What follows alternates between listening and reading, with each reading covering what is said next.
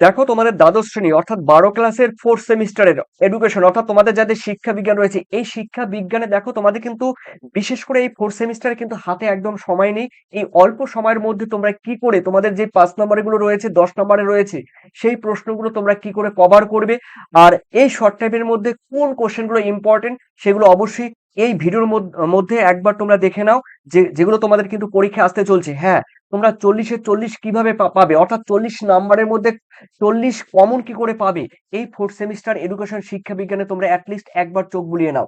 দেখো 12 ক্লাস রয়েছে 4th semester শিক্ষা বিজ্ঞান সাজেশন পিডিএফ আর 2026। দেখো 5 মার্কস এবং 10 মার্কসের জন্য। আর তোমরা জানো গ্রুপ সি রয়েছে, আর লার্নিং মেকানিজম রয়েছে। এখান থেকে শিখনের কৌশল, আহ, বুদ্ধি, সৃজনশীলতা এবং ব্যক্তিত্ব, এখান থেকে তোমরা কত নম্বর থাকবে তোমরা জানো। ইউনিট 2 রয়েছে আর সঙ্গে। আর গ্রুপ দেখো রয়েছে ডি, সি এর পরে ডি রয়েছে ইউনিট 1 শিক্ষামূলক প্রযুক্তি রয়েছে। আর রয়েছে দেখো ইউনিট 2, এই ইউনিট 2 এর মধ্যে রয়েছে দেখো শিক্ষায় রাশিবিজ্ঞান। তাহলে আমরা দেখে নিচ্ছি তোমাদের কোন কোশ্চেন গুলো এই ফাইনাল পরীক্ষার জন্য অর্থাৎ 4th সেমিস্টারের জন্য গুরুত্বপূর্ণ হতে চলছে।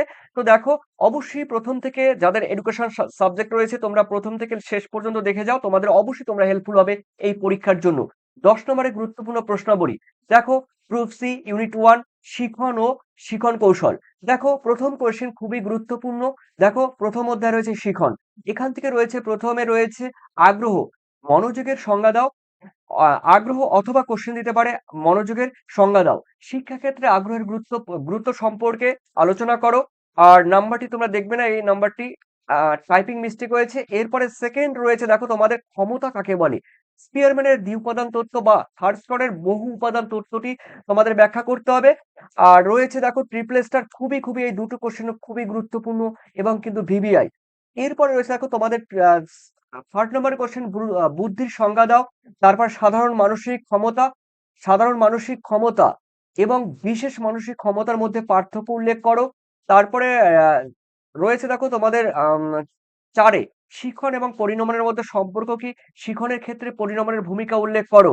এরপরে রয়েছে দেখো তোমাদের 5 নম্বরের প্রেষণা কাকে বলে, প্রেষণা চক্রের বর্ণনা করো এবং শিক্ষাক্ষেত্রে প্রেষণার ভূমিকা উল্লেখ করো।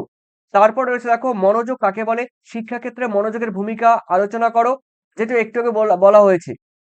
এই যে মনোযোগ, দেখো প্রথম কোশ্চেনে কিন্তু রয়েছে মনোযোগ। এরপরে রয়েছে দেখো 7-এ শিখন এবং পরিণমনের মধ্যে পার্থক্য উল্লেখ করো। পরিণমন এবং শিখনের মধ্যে পার্থক্য নির্দেশ করে শিক্ষাক্ষেত্রে এই পরিণমনের ভূমিকা উল্লেখ করো। বোঝা গেল? শিখন কাকে বলে, শিখন